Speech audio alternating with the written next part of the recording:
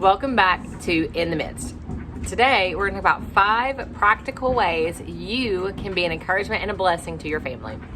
Too often we hear that we should be a blessing, we should be an encouragement, we should love them, but that's where it stops. No one talks about practical things. And as we have learned from Titus chapter 2, this is something that must be learned. Yes, you have that emotion of love and attachment and all of that, and that's great. But how do we make this practical to where not only we are showing love, but they feel loved, okay? If we're showing love, but they don't receive it, they don't feel love, then there's a disconnect. It still needs to be worked on. So, where do we start? First thing you're going to do is pray. Pray about this. Ask God for His help. God created them. Your husband, your children, He knows them better than you do. He knows what encourages them, what makes them tick, what they need to hear. Ask Him for help. He might even reveal something to you that you never even thought of. Ask Him to show you what you can do. And this is being humble because we don't know everything and relying on God for help. He's going to bless that. Okay, that's where we're supposed to live, at the feet of Jesus, right? So seek Him. Ask Him to help. Pray about these things.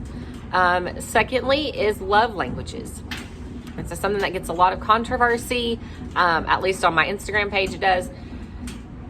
While the words love language are not specifically spelled out in the Bible does say to dwell together according to knowledge when talking about a husband and wife. The Bible does say in Titus chapter 2 to love your husband, love your children.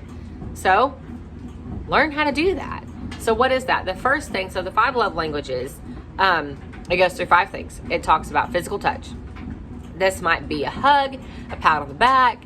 If you're married, then between you and your spouse, it is more than just physical intimacy. This is holding hands in the car, snuggling on the couch together, watching TV, anything. Physical touch is my love language, and my husband does a very good job at showing that. And it's just a quick touch as he walks by. Doesn't have to be words. It's not a conversation. He just touched me. He is conveying that he sees me, making his presence known. That is it. Okay? Don't make this harder than it is. So physical touch, quality time. Be present. Too often we are in the same room together, but we're on our phone. We are stuck in the TV. We are not paying attention. If someone were to get up and leave the room, would you notice? If you got up and left the room, would anybody else notice? If not, you're not being present. We're not being together, okay? This is not how we are meant to live. God didn't put us together to just be roommates and happen to occupy the same space together. Be present. When my husband is working on something outside, he's my Mr. Fix-It. He does all the things. And when he is outside working on something, I'll go sit out there. I might know what he's working on. I might not. I might ask a million questions. But I'm being present. I'm listening to him. I am engaging with him. I'm just being there. He just likes my company, okay? And we have it's kind of a running joke. It sounds really sarcastic and really mean, but that's not how he means it. I'll start asking questions or I'll go, I can do that or whatever. He's like, why don't you just sit there and look pretty? I can do things. I can work on things with him. My dad taught me to work on cars. My dad taught him to work on cars. So it's not that I can't. I just don't have to. He's like, just sit here. Just be here. Just keep me company. I don't need help. I just want you close to me. And that's it. Your children are the same way. Be present. Be at their games. Be at their practices. Be at their recitals. Be at the church plays. Don't drop them off and leave. Don't miss it. You are not going to get this time back. We have a very limited amount of time. What are we doing with it? Be present.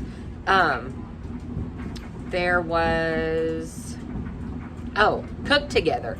Play games together, run errands together, attend hobbies that they like, even if you don't, okay? I understand that we all have our own time, alone time. We don't have to be together every second of the day. I get that, but you should want to be together. When you're cooking, bring your children in the kitchen. I know little hands in the way makes things harder and things take 10 times longer, but be together. Show them, teach them, train them how to do this. Run errands together. There's sometimes that my husband will go with me, I'm going to go grab something, I don't know, whatever. If I go grocery shopping, he's normally at work, but there's sometimes that I'll need to go get something in the evening. I forgot, or I ran out, or we've got a grocery store like 6 minutes down the road. Or he's like, I want, ice cream or whatever. Okay, well, we'll run to the grocery store and go get it. And it's just he and I. We go together. We leave the kids at home, and we will go together and get ice cream. I could go alone. He can go alone. But why? We like being together. And if you don't like being together with your spouse, I would challenge you to figure out why. That is not normal. You shouldn't be looking for reasons to be apart, looking for ways to not be together. That is not how this is supposed to work, okay? So I would check on that. So we did physical touch, quality time, words of affirmation. Just like most of us women want to hear, you're doing a good job. You look nice today. Thank you for being so sweet. Thank you for being so helpful. Thank you for taking care of that. I don't know, whatever compliment you can put in there, your children and your husband need that too. Don't expect him to just go to work. Don't expect him to just love you and just be a good dad and just keep the oil changed in the car. Tell him you appreciate that. Tell him thank you for doing those things, okay? He needs to know that you appreciate, just like you want to be appreciated for cooking dinner, for keeping the house clean, for running the errands, keeping the bills paid. They need that too. Don't think that that's only something that women need. And your kids need to hear this. Thank you for doing a good job on that test. You must have worked hard and studied. Thank you for being nice to that new kid that came to Sunday school. Thank you for doing a good job on your chores and doing it the first time I asked, okay? Whatever it is. Thank you for taking out the trash without complaining. Why do we think that they don't need to hear that? Why do we think that we are the only species, the female humans, that need to hear thank you? We're not. It's time to start school. So just keep that in mind. And then next is, let's see what I do. I did quality time, words of affirmation, and physical touch. So gifts. Not everybody likes to receive gifts. Not everybody gets a gift and says, oh, I feel loved. You love me. I appreciate this. If you like to give gifts, then that's probably your love language, and that's how you make others feel loved. But for me, it's not a big deal. My husband, it's not a big deal. He can bring me something home. It's probably like dark chocolate or coffee or something. And I'm like, oh, thanks. I like it. I appreciate it. But if he never did that, okay. I don't feel unloved by not getting those things. And then acts of service. Something small. He's outside working and I refill his cup and take it to him so he's got something cold to drink. Okay. It was simple. In society, we are putting our needs in once first. We are keeping score. We are saying, well, he never does that for me. So why is this keeping score? Why is this something that you're even trying to keep up with? The Lord said to be a helpmeet, to be a blessing to your husband. Do it. Let God take care of the rest.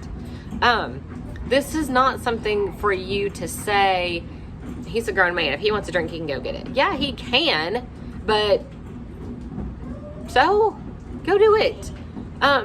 Your kids, do a chore for them. Maybe take out the trash instead of asking them to. Maybe you unload the dishwasher instead of asking them to do it. And you just make their life a little easier. I'm not saying take all their chores away, okay? They need chores. But every now and again, you can just, hey, I did that for you. You're doing your homework. I'll unload the dishwasher for you so you don't have to worry about it. I'll just go ahead and take the trash out. You can have 5 more minutes on your video game. I'll take the trash out for you. Something simple. I'm not saying this has to be earth-shattering. This isn't for you to be a servant and bring them every meal on a silver platter, okay? Don't take this out of context. I feel like too often we go, but what if? this doesn't work when, rather than just doing it. We look for excuses and reasons to not be a blessing. We're too afraid of looking like a servant. We're too afraid of being taken advantage of. But if we would just do it and let God take care of the rest, you might actually be blessed and encouraged instead of living in fear of being taken advantage of. You know, God's given us these things for a reason. If we just trust Him, we'll be amazed at what happens. There's a lot that God doesn't do because of our unbelief. We're not willing to trust Him enough to say, okay, Lord, I'm going to be the wife you want me to be. We're too busy looking out for our own interests and saying, but what about me? Nobody does this for me. If I do this and He's going to expect it all the time and now I'm just His maid. Nobody said that. Are you not trusting God enough to go, okay, Lord, I can be a blessing and I'm going to trust you to take care of the rest? See what He does. When you do gifts, make sure that it is not only special occasions. Gifts are to be done on Tuesday just because. And a gift can be, hey, I brought you coffee. Okay, thanks. I mean, coffee is its own love language, okay? But it doesn't have to be expensive. It doesn't have to be, yes, there needs to be thought in it, but it's not like we're talking Christmas gifts here, or birthday gifts. And don't do it begrudgingly. Don't go, here, I guess you could use this. Okay, thanks. I didn't mean to be a burden. Nobody wants that. Think of how you want to be treated. Think of what encourages you, what speaks to your heart, what makes you feel encouraged, loved, appreciated. And do that for other people. This isn't hard, okay? Being kind, being an encouragement takes time and effort, energy, a thought process, but you want other people to do that for you. Do that for someone else. Be a blessing to someone else without keeping score, without worrying about what tomorrow is going to hold because you did a nice thing today, okay? That's not how we're supposed to live. What if God kept score of our stuff? Whether we served Him or not, whether we prayed enough for Him to actually answer a prayer. God doesn't keep up with us like that.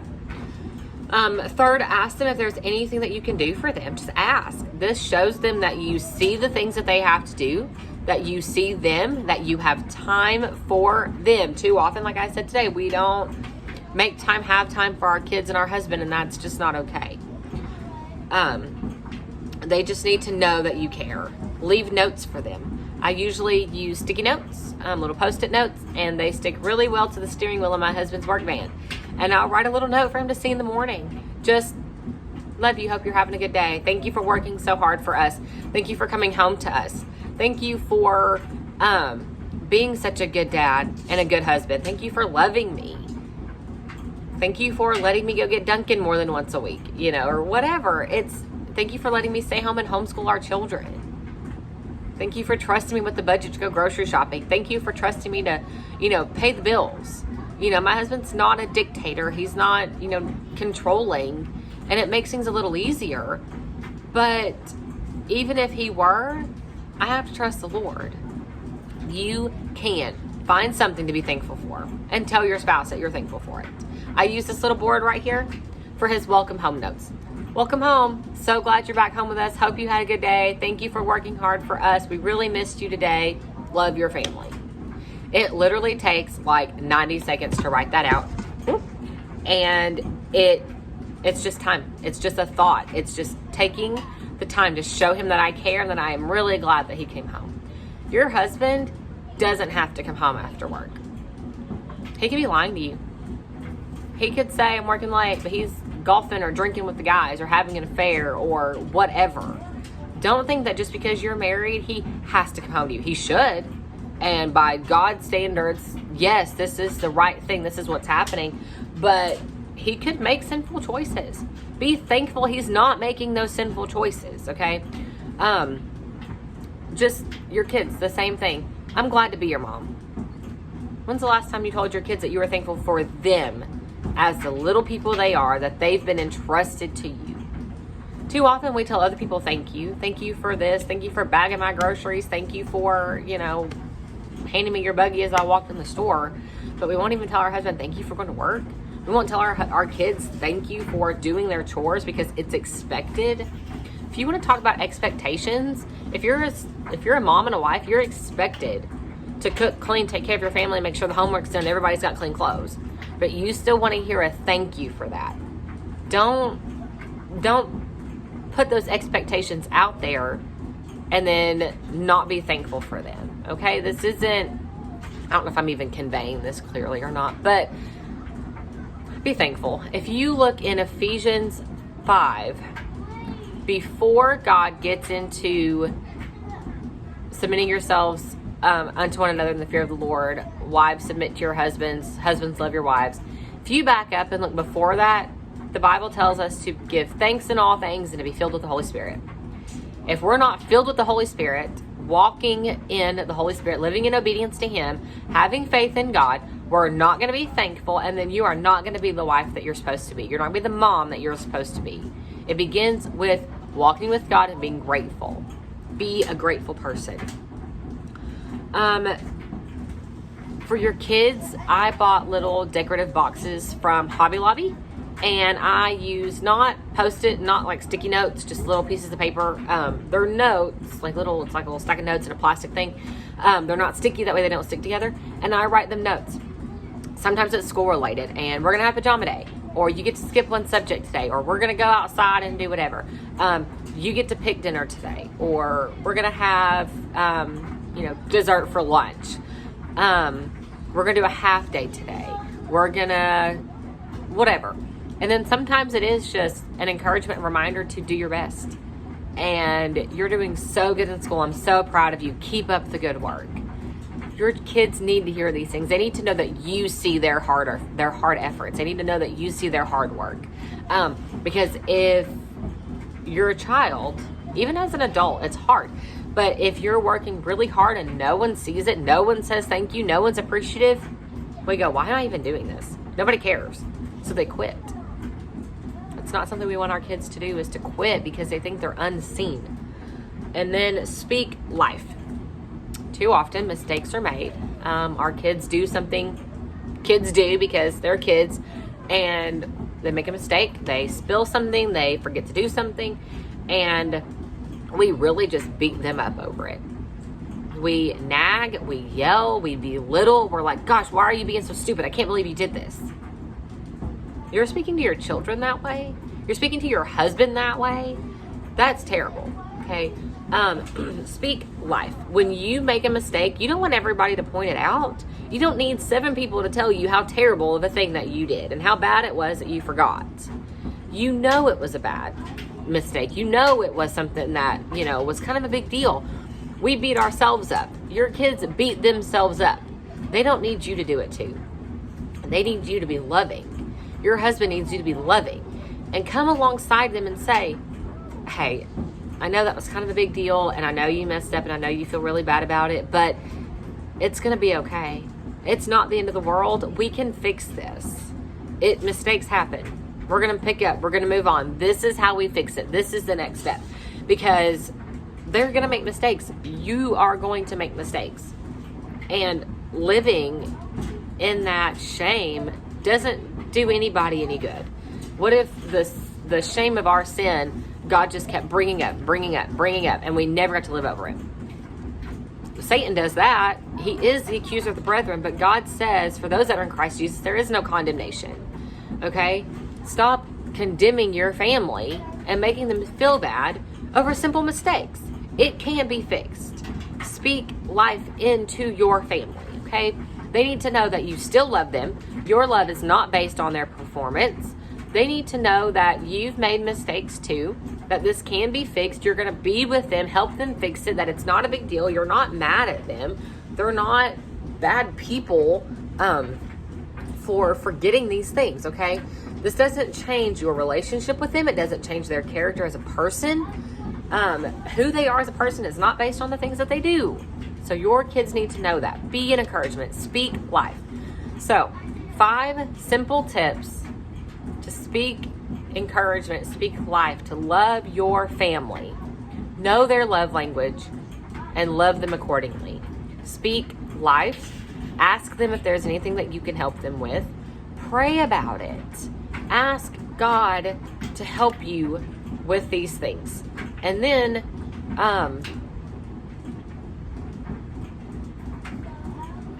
that was only 4. Leave notes for them. Leave notes for them. Love them, encourage them. You're not going to get this time back, and you don't want your children to think that they're just a bother to you, that they're an inconvenience to you. They're not. They are blessings from God that He's given you. And this is a holy calling to be a wife and a mom. You are not a second-class citizen. You are not less than whoever that you're looking at out there in society. Stop comparing yourself, okay? Love your family. Know their love language. Ask them what they need from you. Pray about it. Leave them notes that tell them you love them, and speak life into your family. I hope this was an encouragement to you. Feel free to like and share this video. If you needed this, someone that you know needs this. And be an encouragement. Come alongside a mom, a friend, and remind her of these things. Ask her if she needs help with this. When you see she's struggling with her toddler who's throwing his 79th temper tantrum today, be there. Stop condemning other moms because they're moms and they're struggling. Like, what are we doing? Love your husband. When we love our husbands well, we're setting a good example for our kids. We're being the moms that we should be because we're being the wife that we should be. These things are not separated, okay?